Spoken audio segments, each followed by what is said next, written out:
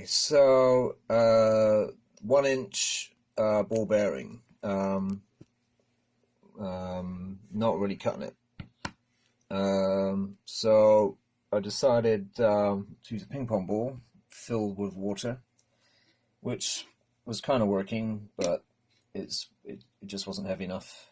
So I decided what I really needed was a ball bearing about this size. That's a 40mm ball. So what I've got in the post is this, which is basically a 40mm ball bearing, and it's huge.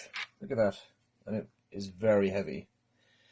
So on one hand, it's great because it works, and it does actually work with the Dalek on it as well. So if I put that on there, it's just very heavy. That's the only thing. But there you go. Them's the breaks, as they say. But here we go. So let's see how far it goes. So it's a lot more better than the other one. I'm not really having to use too much effort to get that across. And it's sliding very nicely, which is kind of how I imagine a Rollykin would kind of work. So it's certainly moving around a lot more smoother, and just a lot better. So I think, yeah, it's doing its trick. And yeah, it's an enormous ball in there. It's very heavy. It cost about £7, and that was the cheapest ball bearing of that size I could find. So it was a little bit of a mission to find it.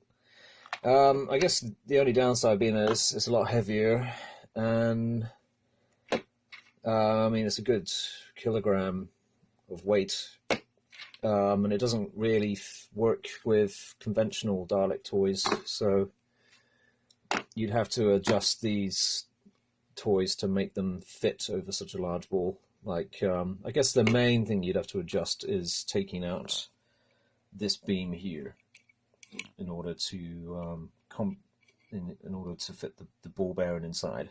So that beam would have to go, but the rest of it in theory should be able to stay, and then it would fit over the top of it like so.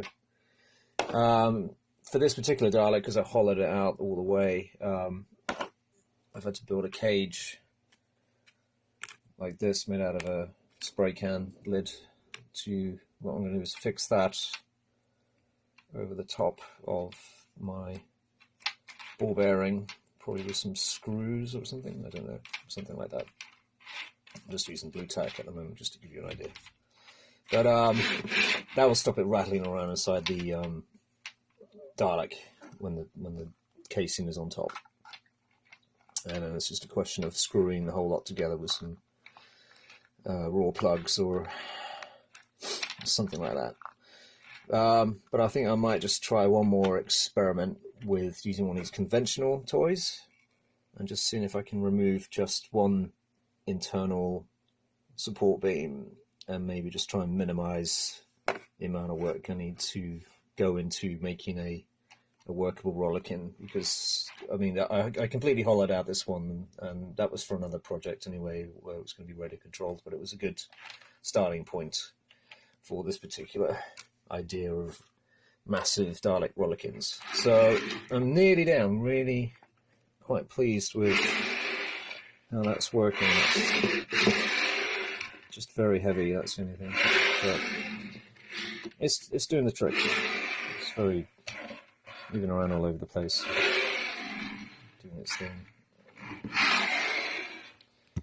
So yeah, I'll just keep chipping away at it.